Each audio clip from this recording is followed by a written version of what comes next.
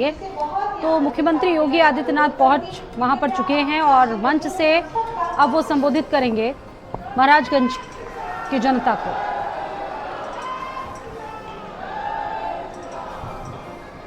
भारत माता की, भारत माता की, भारत माता की, वंदे वंदे वंदे। जनपद महाराजगंज की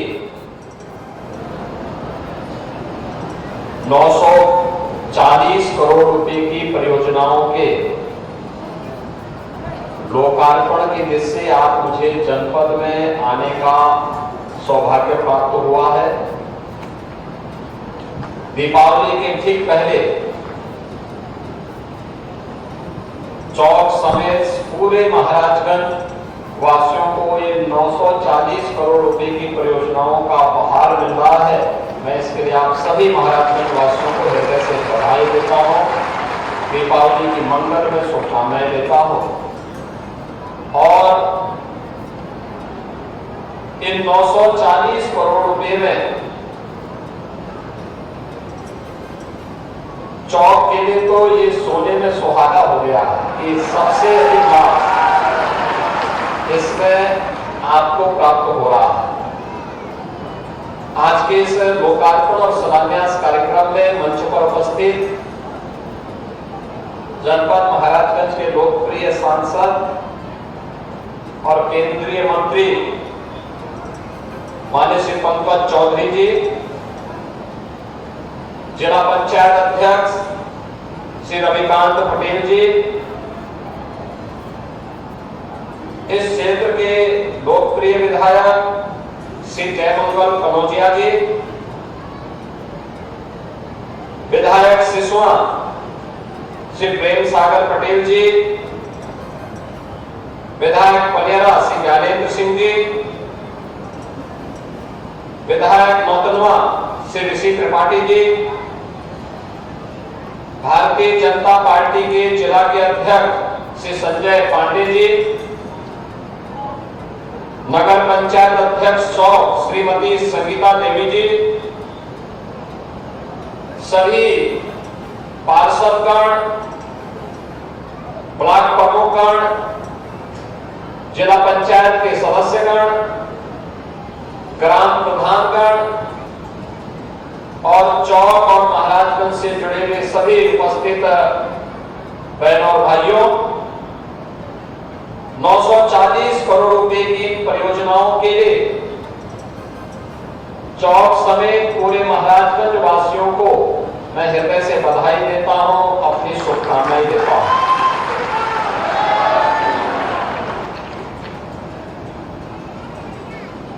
ये 940 करोड़ रुपए की जो योजनाएं आज यहां के विकास को एक नई ऊंचाई प्रदान करेगी,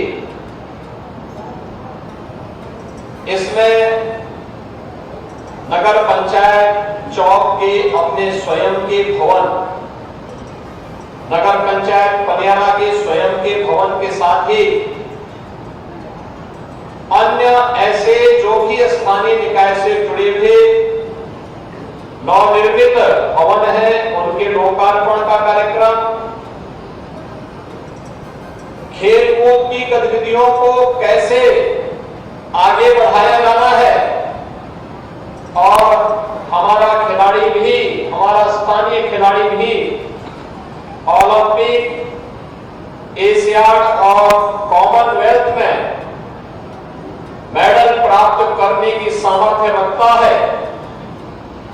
इसके लिए अवस्थापना सुविधा किस प्रकार की होनी चाहिए, उसका एक उदाहरण आज चौक में इस मिनी स्टेडियम और मल्टीपर्पज हॉल के माध्यम से भी यहां पर उसके लोकार्पण के साथ यहां देखने को मिल रहा है।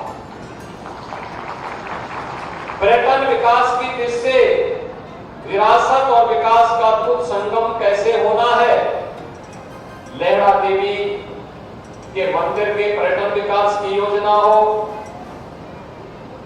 चौक में मंदिर के विकास की योजना हो, सोनाड़ी माई के मंदिर के पर्यटन विकास की योजना हो, या फिर ऐसे पौराणिक और ऐतिहासिक पृष्ठभूमि से जुड़े हुए पवित्र धर्मस्थलों के सुंदरीकरण का कार्यक्रम हो, ये सभी इसके साथ जुड़ने के साथ ही आज चौक नगर पंचायत में योगीराज बाबा गंभीरनाथ जी की इस भव्य और दिव्य प्रतिमा को भी लोकार्पण का अवसर मुझे प्राप्त हुआ है।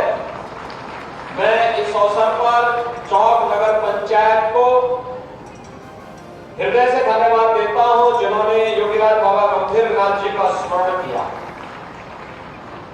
योगीराज बाबा गंभीरनाथ जी गोरखनाथ मंदिर के नाथ पंथ के एक बहुत सिद्ध योगी थे। यद्यपि आज से 107 वर्ष पूर्व वे इस धराधाम में अपनी भौतिक देह से नहीं रहे, लेकिन जब वह इस धराधाम पर भौतिक देह से रहते थे तो चौक में उनका बराबर आना जाना रहता था। चौक में आते थे तब साधन नहीं हुआ करते थे, लेकिन मंदिर के हाथी के माध्यम से ही उनको यहाँ पर आना पड़ता था। तब यह जनपद अलग नहीं था, गोरखपुर जनपद का एक हिस्सा था, एक तहसील के रूप में जाना जाता था और सुबह से लेकर शाम तक चलने का समय लगता था और फिर उनको यहाँ आने का अवसर प्राप्त होता था। कई दिन यहाँ रहते थे। यहाँ की व्यवस्था देखने के बाद फिर बाबा यहाँ के लोगों को अपना आशीर्वाद देकर के वापस गोरखपुर जाते थे।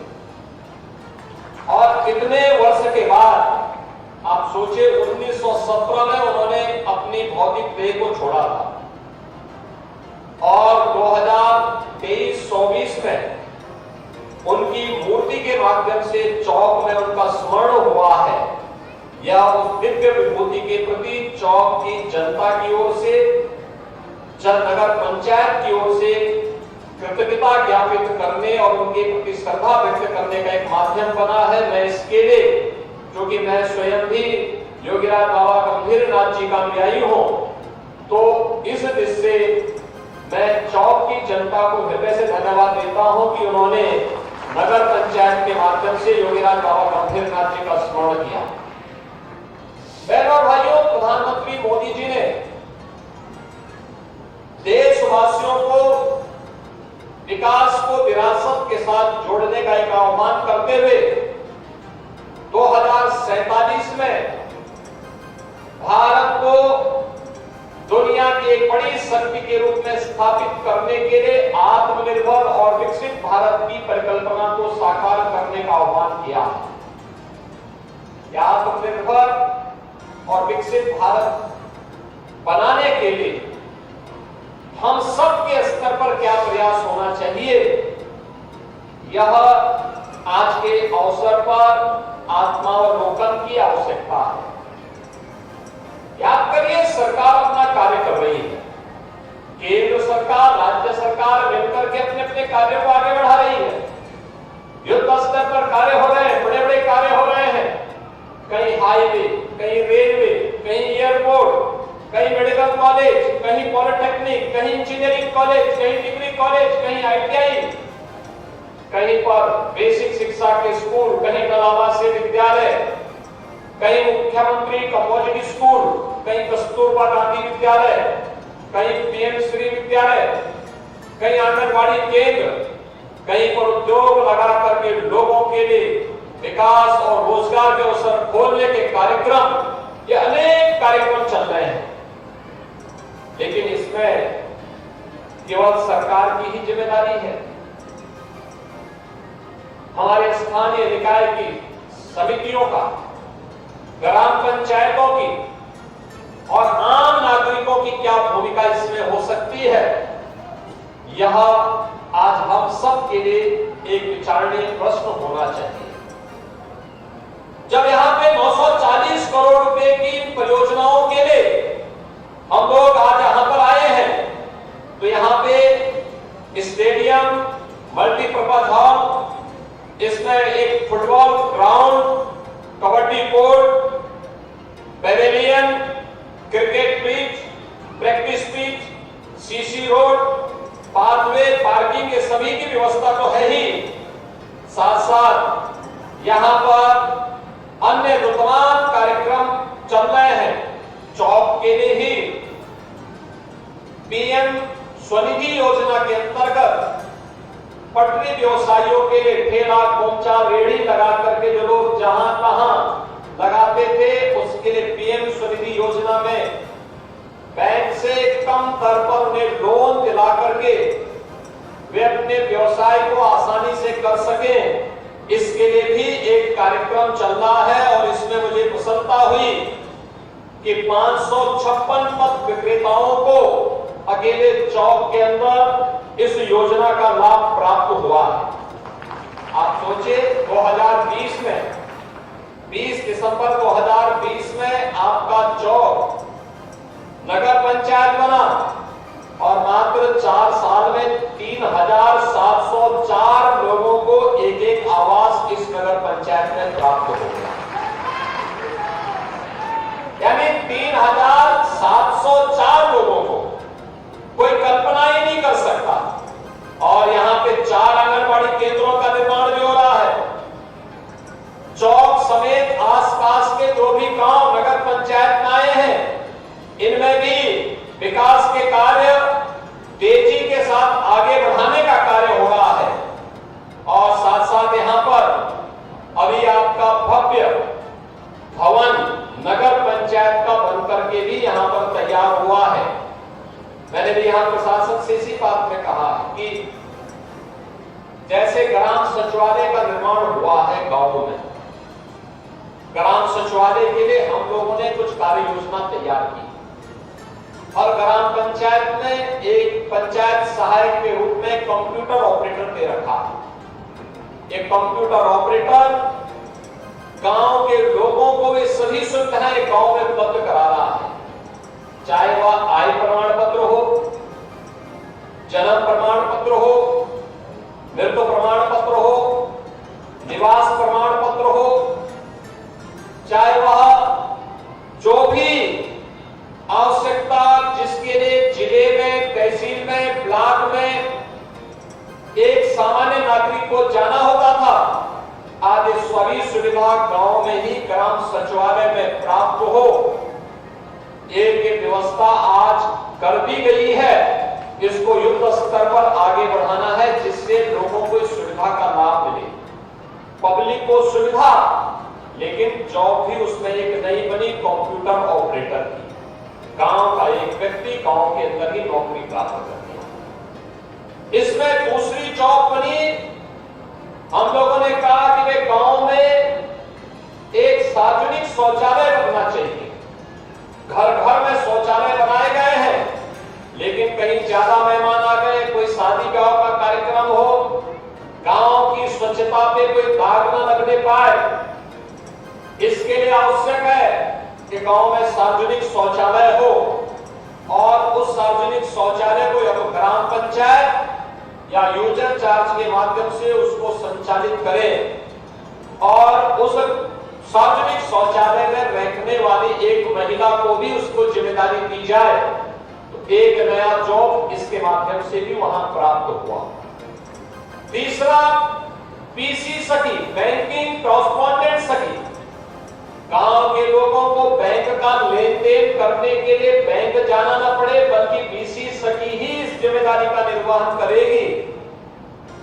इसके लिए गांव की ही कोई बेटी या बहू जिसका प्रशिक्षण हम लोगों ने करवाया है बैंकों के साथ मिलकर के, वह गांव में बैठ करके, गांव में घूम घूम करके इस कार्य को कर रही है। किसी को वृद्धावस्था पेंशन लेना है, वही बीसी सखी इस कार्य को कर रही है। किसी को पैसा जमा करना है, वह भी काम वही कर रही है। किसी को कोई अन्य पैसा निकालना है या पैसा जमा करना है, सारा कार्य वह बीसी सखी कर रही है। और ऐसे 42,000 बीसी सखी आज के दिन पर उत्तर प्रदेश के अंदर कार्य कर रही है। हर ग्राम पंचायत में एक बीसी सखी हो, यह भी एक तीसरी जॉब गांव के अंदर गांव के लोगों को उपलब्ध करवाई गई। चौथा,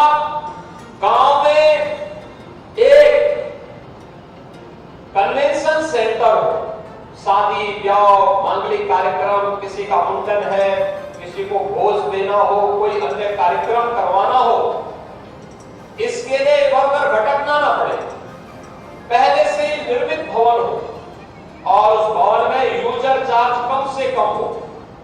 अगर आप टेंट लगाएंगे, लाख 2 लाख का खर्चा हो जाएगा।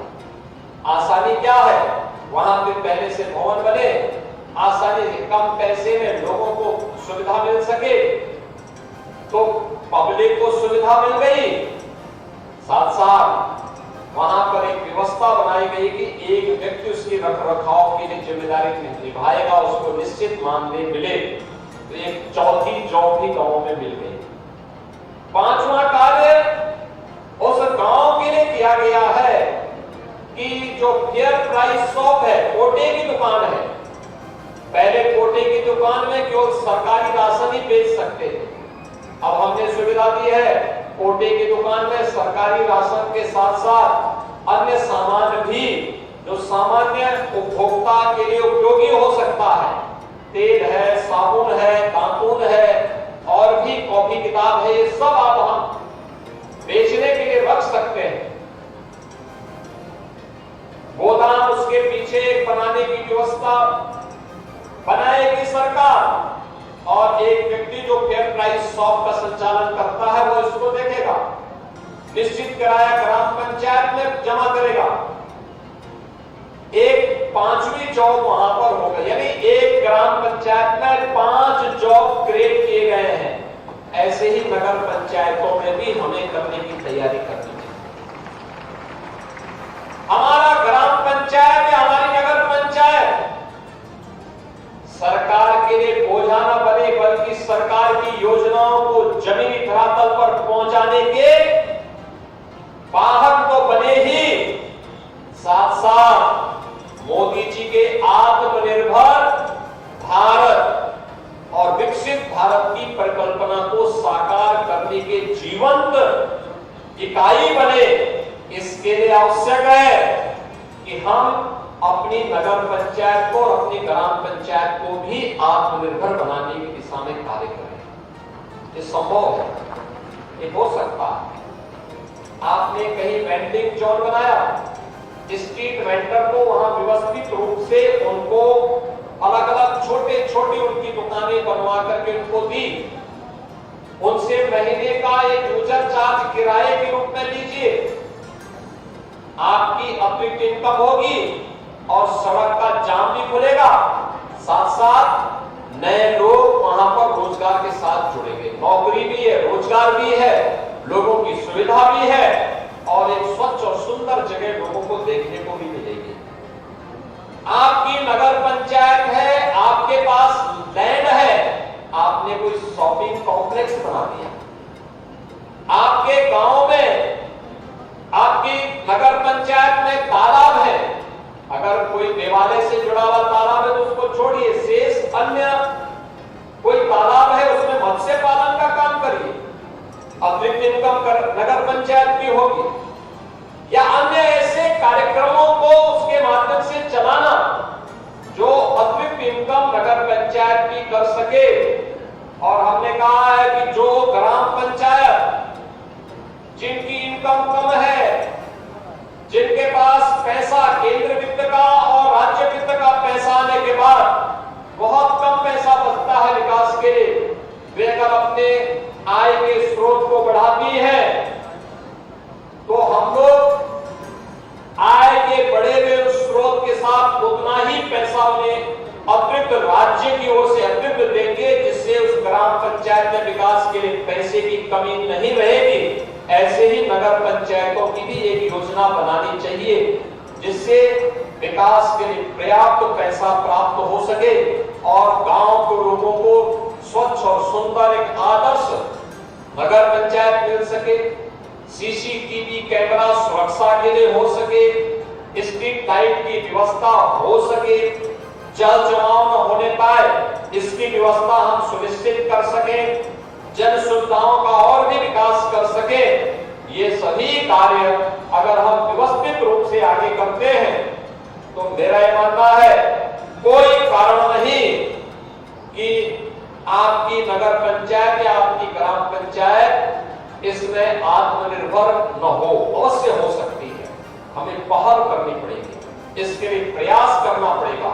इसके लिए माननीय सांसद, माननीय विधायक के मार्गदर्शन में नगर पंचायत अध्यक्षों को, ग्राम प्रधानों को, जिला पंचायतों को, ब्लॉक प्रमुखों को, इन सबको अपनी अपनी इकाइयों की ठोस कार्य योजना बना करके पूरी ईमानदारी के साथ उसको लागू करने की दिशा में आगे बढ़ना पड़ेगा। और आज उस प्रकार का वातावरण देश के अंदर है, प्रदेश के अंदर है। बहनों और भाइयों, आज पहले महाराजगंज से लखनऊ अगर आप जाते थे तो लगभग 9 से 10 घंटे लग जाते थे बाई रोड। आज अगर आप जाते हैं तो 5 घंटे में आसानी से आप पहुंच सकते हैं लखनऊ।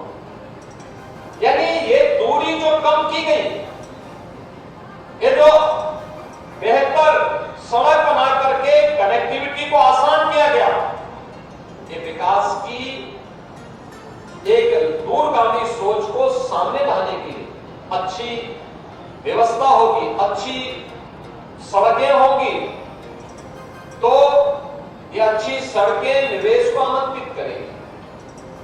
अच्छी सड़कें होंगी, आवागमन आसान होगा, सुरक्षा का बेहतर वातावरण होगा, तो निवेश की बेहतर सुविधाएं आगे बढ़ेंगी। और इन सभी कार्यक्रमों को लेकर के आज हम लोग आगे बढ़ रहे हैं। मुझे प्रसन्नता है कि आज यहाँ पर बेसिक शिक्षा का जो स्कूल बना है, उसमें सेसार से आज यहाँ पर, जिसमें एयर इंडिया के माध्यम से अपने सेसार निधि के माध्यम का पैसा उन्होंने उपलब्ध कराया, और इसके लिए यहाँ के जो दोनों विद्यालय हैं उनमें स्मार्ट क्लास, फर्नीचर, विद्युतीकरण, लाइब्रेरी, किचन, शौचालय, खेल का मैदान, खेल सुविधाएं, सोलर पैनल आदि ये सभी उपलब्ध करवाए गए हैं। मैं इसके लिए एयर इंडिया परिवार को, जिन्होंने सेसार निधि से धनराशि दोनों विद्यालयों के लिए उपलब्ध करवाया, हृदय से धन्यवाद देता हूं कि ऑपरेशन कायाकल्प का जो कार्यक्रम उत्तर प्रदेश सरकार के द्वारा बेसिक शिक्षा के स्कूलों के बुनियादी सुविधाओं से आच्छादित करने का है, उन कार्यक्रमों में आपका भी योगदान मिला है। मैं इसके लिए आप सभी लोगों को, उन सभी को हृदय से धन्यवाद देता हूं।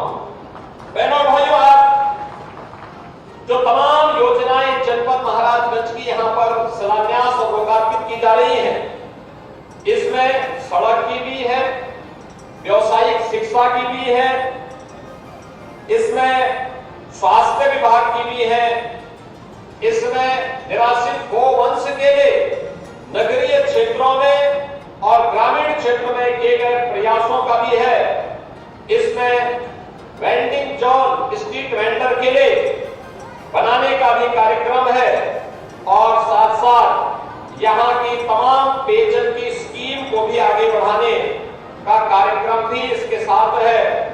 इसके साथ ही यहाँ पर वसूली मंदिर, मां बनोलिया माता मंदिर, देवगा का पर्यटन विकास, पुलिस लाइन में ट्रांजिट हॉस्पिटल के 2 ब्लॉक का लोकार्पण का कार्यक्रम, और इसके साथ ही अन्य पुलिस विभाग से जुड़े हुए कार्यक्रम और सड़क से जुड़े हुए कार्यक्रम भी इन कार्यक्रमों के साथ जोड़े जा रहे हैं।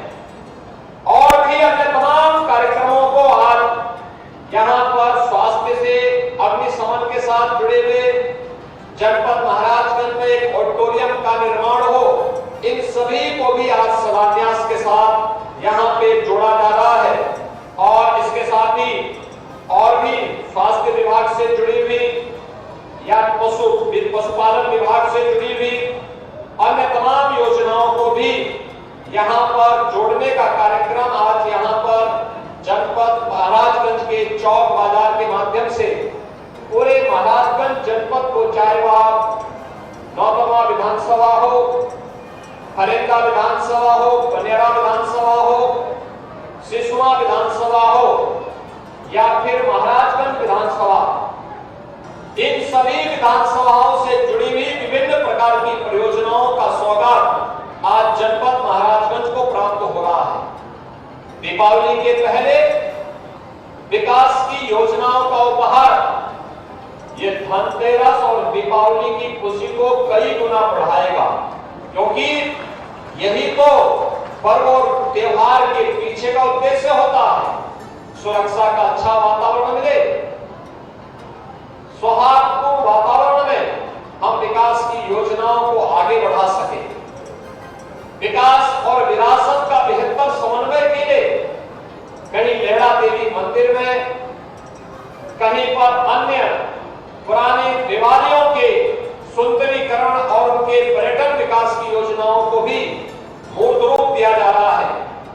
तो हमारे विकास की जो सबसे आधारभूत इकाई है ग्राम पंचायत के लिए या फिर नगर पंचायत के विकास के लिए उनका अपना स्वयं का भवन बने, वहां पर सॉलिड और लिक्विड वेस्ट के लिए बेहतरीन प्रबंधन हो, ये सभी कार्य एक साथ करने के कार्य किए जा रहे हैं।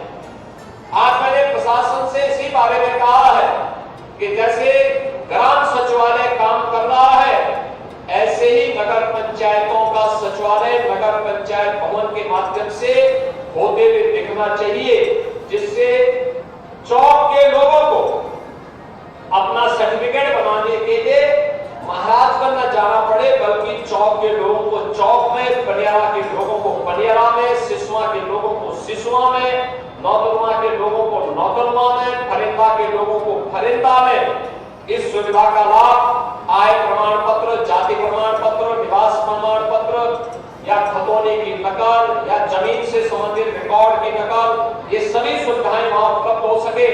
हमें इस दिशा में नए प्रयास को आगे बढ़ाने की आवश्यकता है। आज के इस अवसर पर मैं एक बार फिर से आप सभी को, महाराजगंज वासियों को, चौक वासियों को इतनी बेहतरीन सुविधा के पहले ग्राम पंचायत था, मुझे याद है महाराजगंज से चौक आने के लिए इस सड़क की स्थिति कितनी खराब थी और मुझे कई बार लिखना पड़ता था, बोलना पड़ता था। हम लोगों को उस समय प्रशासन से भी, शासन से भी गुहार करनी पड़ती थी। और आज कितनी अच्छी सड़क, चौक के अंदर, चौक तो ऐसे लगता है जैसे महलों का हजरतगंज बन गया है। और यानी विकास, लेकिन इस विकास को बनाए रखना, एक स्वस्थ प्रतिस्पर्धा होनी चाहिए कि नगर पंचायत बन गई, विकास भी हो रहा है, इस विकास को सुरक्षित रखना, इसको आगे बढ़ाना। हम अपने नगर पंचायत को आदर्श बनाएंगे, स्वस्थ प्रतिस्पर्धा जनपद के अंदर भी, ग्राम पंचायतों में स्वच्छता के लिए, विकास की योजनाओं के संरक्षण के लिए, इनकम को बढ़ाने को लेकर के। और अगर स्मार्ट सिटी बन सकती है तो स्मार्ट नगर पंचायत क्यों नहीं बन सकती? सेफ सिटी बन सकती है तो सेफ नगर पंचायत क्यों नहीं बन सकती?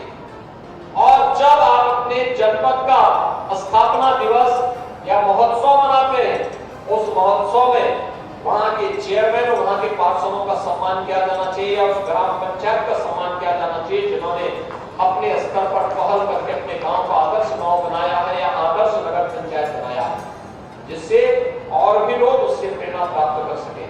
आज के लिए मैं आप सबको एक बार फिर से इन योजनाओं की हृदय से बधाई देता हूं, अपनी शुभकामनाएं देता हूं और दीपावली की मंगलमय शुभकामनाएं भी आप सबके प्रति व्यक्त करते हुए अपनी वाणी को विराम देता हूं। धन्यवाद। जय हिंद। बहुत बहुत धन्यवाद, आभार माननीय मुख्यमंत्री जी आपके प्रेरणादायी उद्बोधन के लिए।